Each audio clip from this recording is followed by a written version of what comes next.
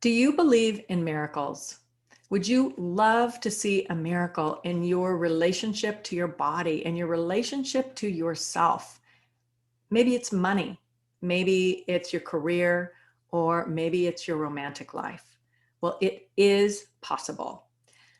All you have to do is trust and believe. Miracles happen every day for people all over the world, just like you and me. And by the way, you'll want to stay to the end of the interview because I have a very special gift for you and it will help you to connect to the power of believing. Hi, I'm Sherry Nichols, and I want to welcome you to The Miracle in You, a show that is dedicated to hope and inspiration. We are talking to people all over the world who have gone through real life situations, heartache and heartbreak and dire diagnoses and tragedies to come out on the other end victorious. So today we have an extraordinary story to share with you that is about the miracle of self-love. Jennifer Jimenez suffered for decades with deep-rooted body image issues, extreme dieting, exercising, and feeling like she wasn't thin enough, feeling like she wasn't enough, and really felt stuck to now today being in a place where she has tremendous body confidence and also a total freedom that she feels in her body. And she is joyful and radiant. Jen is not only a brave and courageous woman, she is a very dear friend of mine who I admire greatly. And she is here today to tell us about the awakening that she had that turned her life around. So join me in welcoming Jen. Jen, it's great to have you here. Tell us about your miracle. Thank you for having me. And I just think it's incredible that you are doing this. I know what it's like behind the scenes to put something like this together. It's no small amount of work. So thank you for being the amazing light worker that you are on the planet and inviting me to share my story. It's an absolute privilege. Oh, well, I love you and I can't wait for you to share. So tell us about, this struggling with your body image. I personally can relate to it. And I know that there are so many people watching this who can relate as well. Yeah. And you got to the other side of it. Can you share with us, what was that awakening? What was that like for you? Yeah, well, in my early years, I would say for me, it started right around puberty, which I know for millions of women, particularly men too, but I know women, statistically, a lot of the studies show that 90% of women don't just dislike their bodies, but actually hate their bodies, which is a really, not just disempowering way to live, but I call it a body abuser's way of being and living in the world. And in my opinion, it kept me for many years and many of the incredible women that I know you serve and I serve in this work, Sherry, it really diminishes and impedes our ability to live a happy, healthy, vibrant life, and especially give our gifts and talents that we're here to give, because it sucks all the life out of really feeling confident and radiant and being able to do what we're here to do. So for me, from about the age of 12, 13, till really my mid 20s, my first dream was to be a professional dancer. So you combine what you learn about your body and what a body's supposed to look like and the ways to treat and talk to your body and train your body from the professional dance world with society. Our culture hands us a picture of what we're supposed to look like, how much we're supposed to weigh, what size we're supposed to be beautiful, acceptable, and successful. Right. So, for me, what I was trained in was a very abusive, controlling, and to say the least, extremely unloving relationship with my body. And over the years, I've recognized what those beliefs were. So I'm going to name some of them just to identify what they are. So for anybody watching, this may be a miracle that you're seeking as well. And I'm really grateful that I have been transformed from these beliefs. I no longer hold these beliefs, but here's what most of us are actually taught from a regular Western world mentality. It's to be fit, it's a no pain, no gain mentality. How many times have we heard that? No pain, no Oh, gain. that was me. Absolutely. Yes. The next one is deprivation and starvation is the thing that's going to help me lose weight and create results. So if I'm not severely deprived and starving, I'm not going to get there. Mm-hmm. The next one is all work and no rest. Like as a culture, we're very much work, work, work, work, work. And then oftentimes the only rest we'll get is when our body gets sick and we're like, oh yeah, maybe I pushed it too hard. So real push energy there. Resisting and controlling my body's needs and desires at all costs. Even things is you might call silly, but I mean, I know I did this. I know women I work with do this. Not going to the bathroom when you feel like you go to the bathroom, not eating when your body's actually asking for fuel and food, not resting when you need rejuvenation and rest. So controlling the body's actual natural needs. Whipping and molding my body into the shape I desire. So rather than really honoring the way my body is naturally wanting to be, it's really all about carving and whipping and controlling. Any and all body fat. Like to have zero body fat on my body was, of course, the dancer's, mentality. So that created a whole issue in and of itself. And even today, I mean, my boys come into the bedroom. Now, granted, they do have six-pack abs because they're 14 and 17 and they play football and they've just been gifted with that kind of physiology. But I mean, even at their age, it's all about, six-pack abs. And in order to have six-pack abs, there has to be no body fat really on the belly whatsoever. So you could see the abs. Mm-hmm. Not that that's better or worse. It just that, anyways, that's a whole nother conversation, but it's very much a cultural training, right?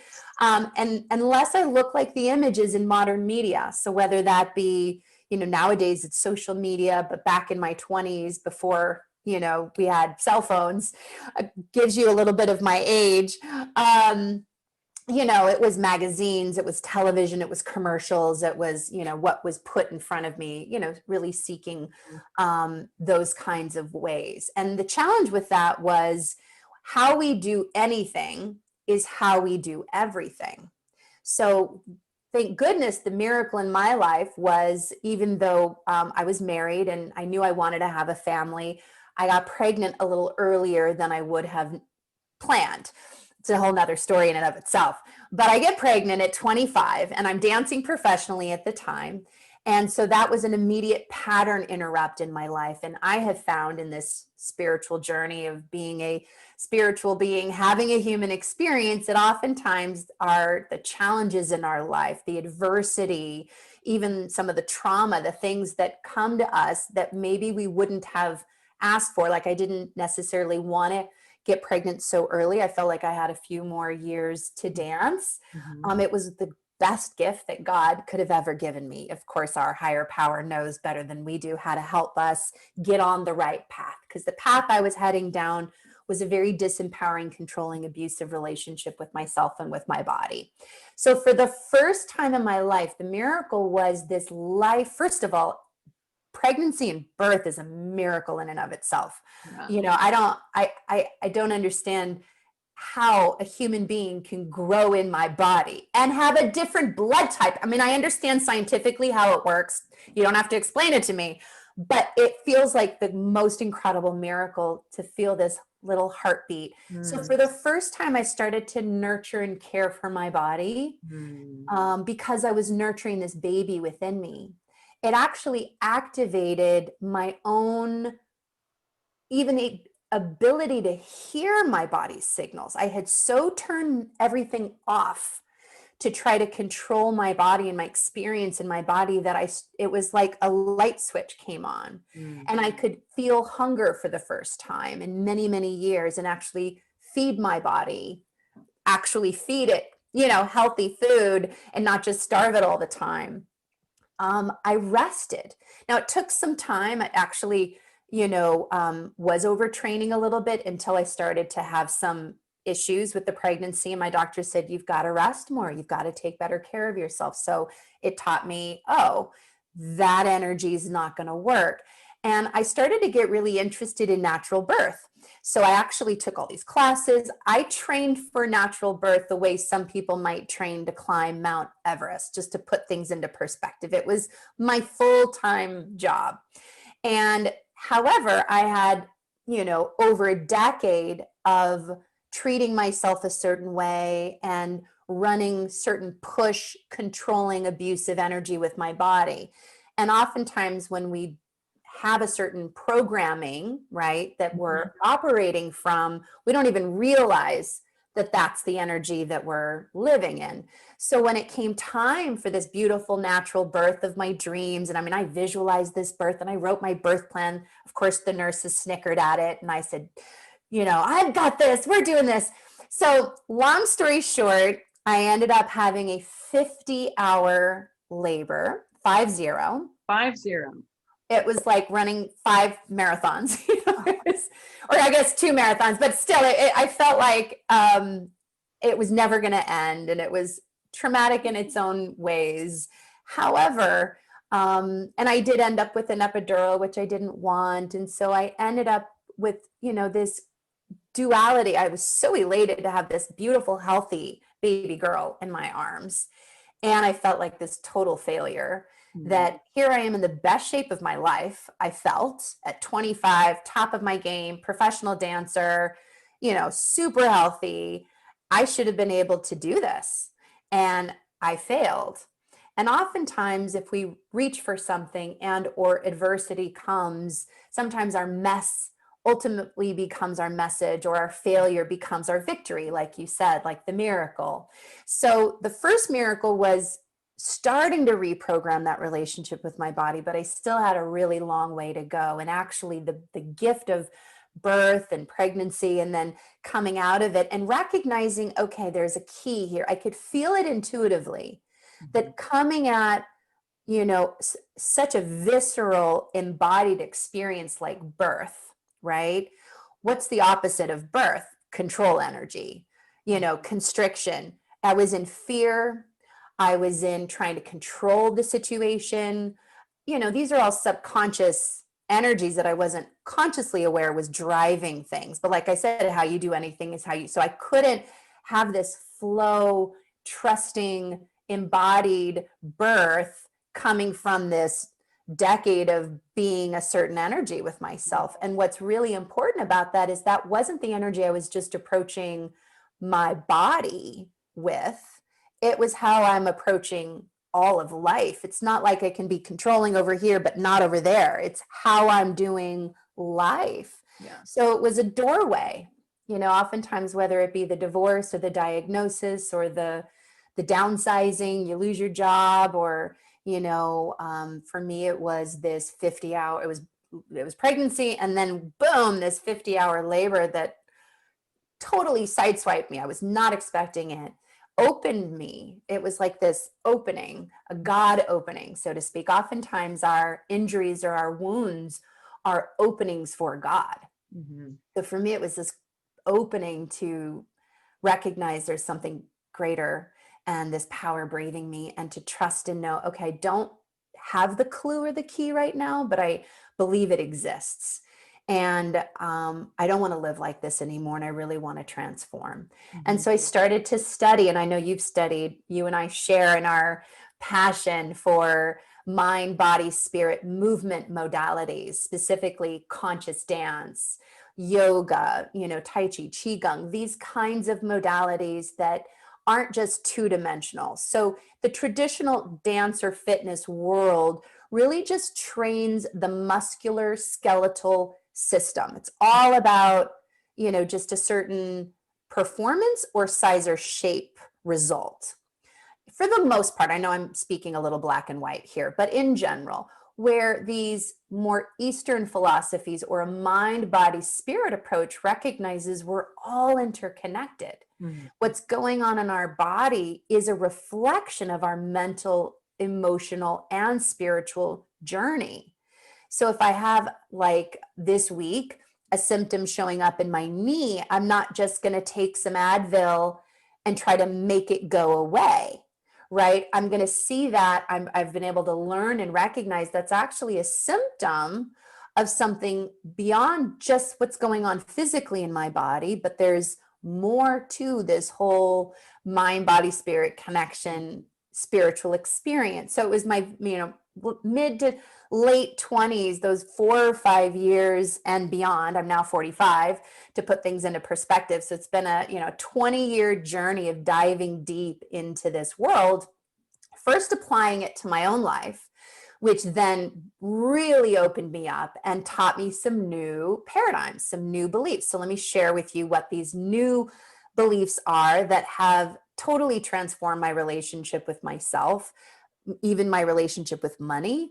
It's helped me to birth 2 all natural births of my dreams. My 2 boys came into this world in that vision that I had, where it was I wasn't going for fast, but I ended up with a 2-hour labor with my middle son, and then my youngest son, I hardly got to the the hospital. It was just easy. It wasn't easy. Birth is never easy, but it was ease.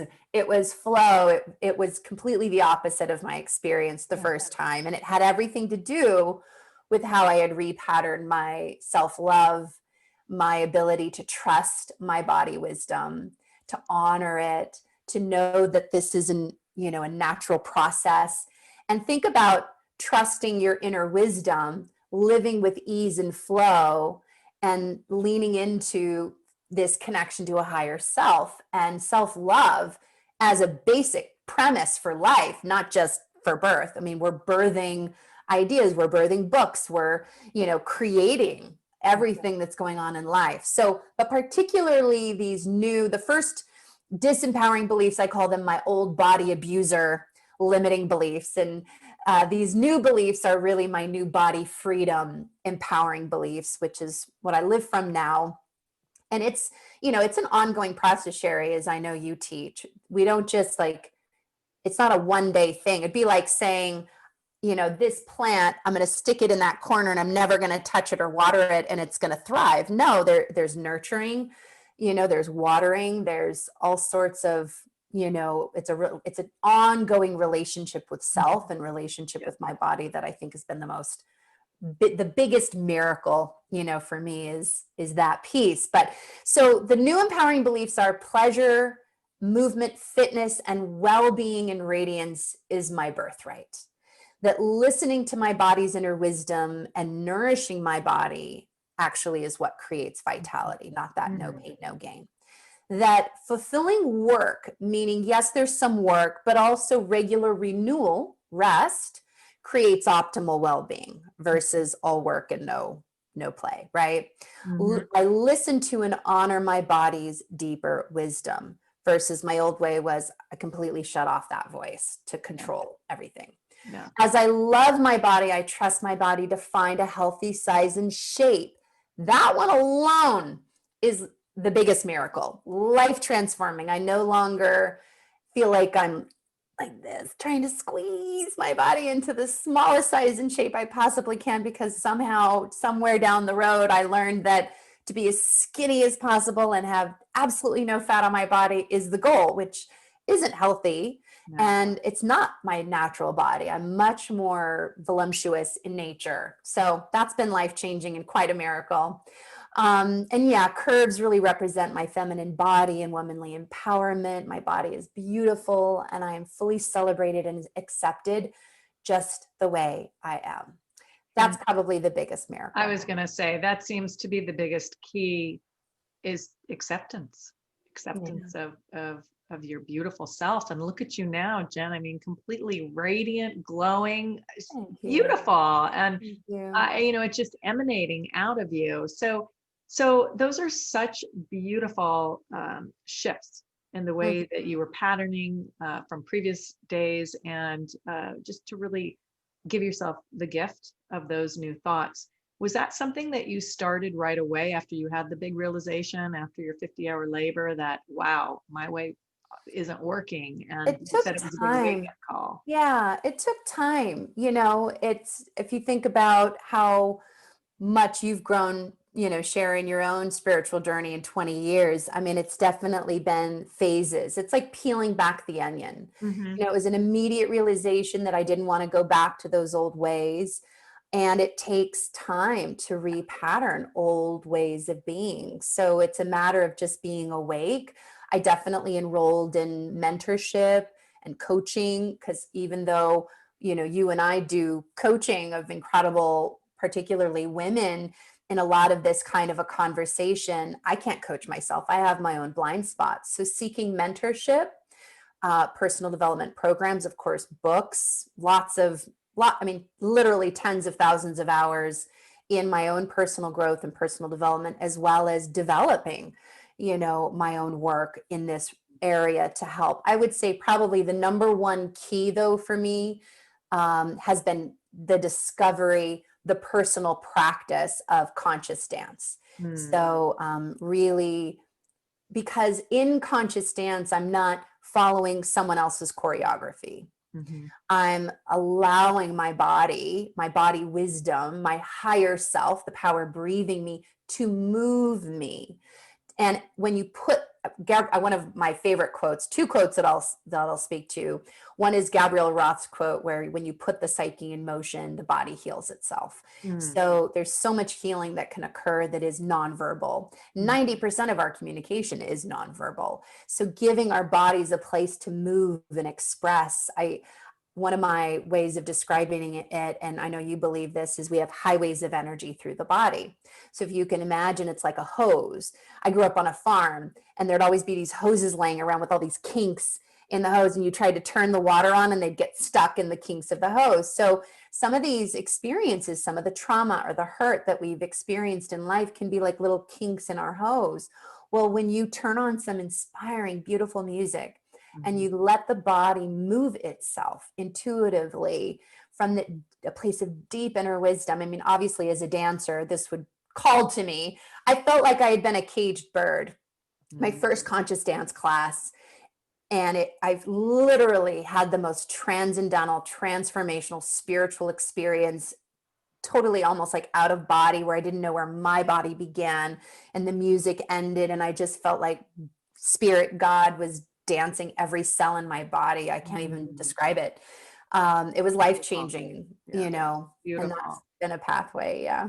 So Jen, why was this miracle so important for you? Down to I know you've spoken to many aspects of it, but if like your heart of Yeah. hearts, why was it so important to break free? Yeah. If I hadn't broken free today, all the creative energy that I used to be a change agent and a voice for love and self love in the world would be sucked up like a vortex into all this loathing, it's an obsession. Mm. The Mm. amount of time and energy I wasted obsessing about my weight, trying to control my body, like I feel like there's only a certain number of units of creative energy that we have, and if whatever we focus on expands. So if I'm focusing on that, I'm not actually living into my purpose, passion, and mission. Mhm. So my daughter will often say, I'm the one that brought you into your mission, Mom, and it's absolutely true. She says that because it's the truth, Yeah. as much as I wouldn't have wished a 50-hour labor on me, or maybe even getting pregnant at 25. I think my plan was more around 29, 30. Here it is. It's here. And here's this 50-hour birth that catapulted me, launched me into waking up Mhm. and recognizing that I was wasting so much of this precious life force energy on something that is it's just an old paradigm that is not only not serving me, but it's not serving our planet any longer. But Mhm. here's the thing, as long as the societal norms can keep us sucked into not having any wrinkles and trying to look 20 when we're 70, and trying to be a size, whatever your thin ideal size, or whatever the ideal body, because I have clients that are on the thinner side that are told they need to change their bodies too. So it's whatever the ideal body is, and we're striving for that, and we're spending all this money, and we're investing all this energy in that, versus just seeking to be our most vibrant, radiant, healthy self, where we're loving, honoring, nurturing this body temple for this purpose. Ruth St. Denis said it in one of my favorite ways, that the body is a receiving and transmitting station for life itself. So when I'm energized, radiant, full of healthy, beautiful fuel, have this work-life balance. I am lit up, on fire, full of passion to live my mission. And that's why this miracle matters so much. Yeah. Oh my gosh.